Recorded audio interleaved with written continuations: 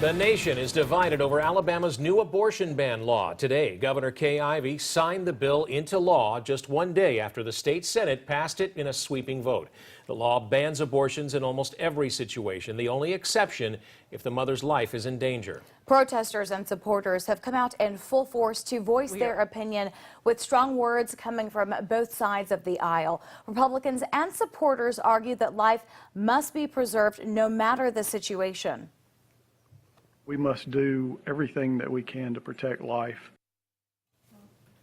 Meanwhile, Democrats and opponents have voiced outrage, countering that abortion is a fundamental human right. You just aborted the state of Alabama. You just raped Alabama with this bill. Thank you for joining us tonight. I'm Dan Schaefer. And I'm Naja Sherman. Way 31 is bringing you team coverage of the new abortion law, the reaction, and its impact on North Alabama. Way 31's Cody Fisher talked with local businesses on how tourism and other industries could potentially be affected by any boycotts. But we begin with Way 31's Sarah Singletary. She talked with a local pro-life pastor and the American Civil Liberties Union of Alabama to get its take on the bill. That's right, Nasha. Alabama's abortion law, we know, won't go into effect for at least 6 months. The American Civil Liberties Union is ready to fight it, and one pro-life pastor I spoke with here in town says he has mixed feelings.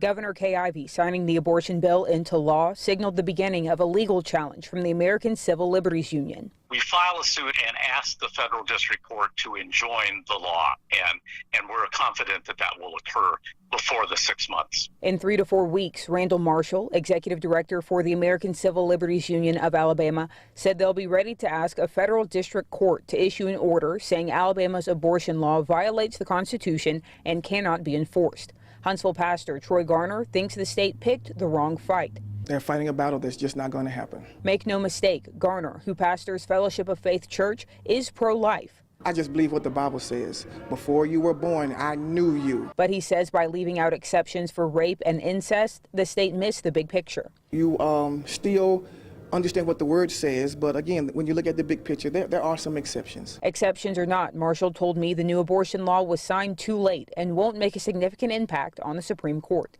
Alabama is too late to the party here. There are 14 other cases that potentially will get to the Supreme Court, including one that's already there from Alabama.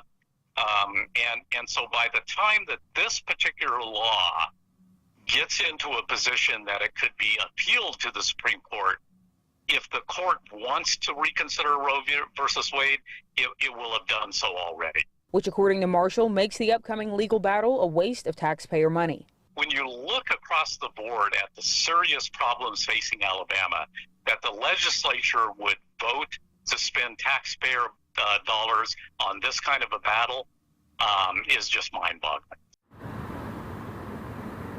Marshall told me that if a federal court does rule Alabama's abortion law as unconstitutional, a final ruling on the law is at least 3 years away. Reporting live in Huntsville, Sarah Singletary, Way 31 News. Thank you, Sarah. This isn't the first time the state has tried a legal challenge to abortion. You're looking at a $1.7 million check the state paid out in a settlement with the ACLU and Planned Parenthood back in 2016. That payment was made to reimburse the organization for court costs after a law requiring abortion providers to have hospital admitting privileges was found to be unconstitutional. And that might not be all. The executive director for the ACLU of Alabama tells us that case could result in another payout.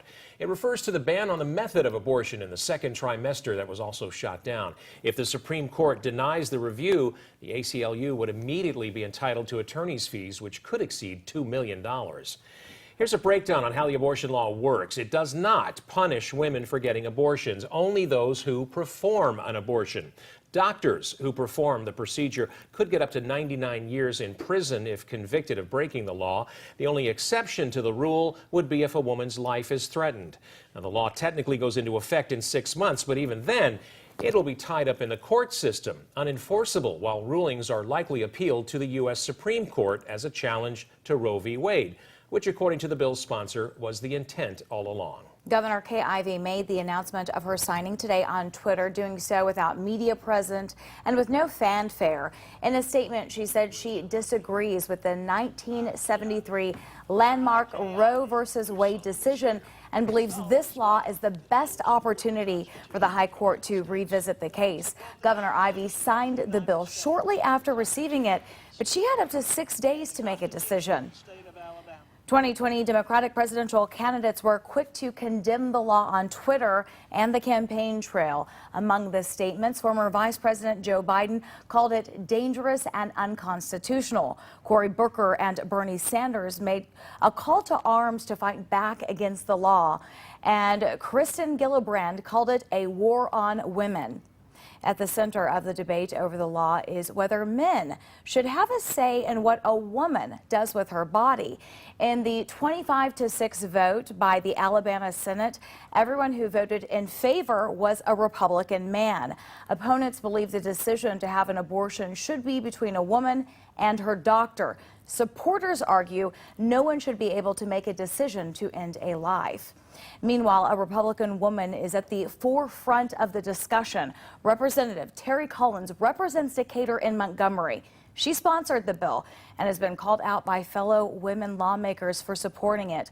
Collins says she believes in, quote, protecting the lives of the unborn because an unborn baby is a person who deserves love and protection. Voters we spoke with today seem to be evenly split on their perspective regarding the issue.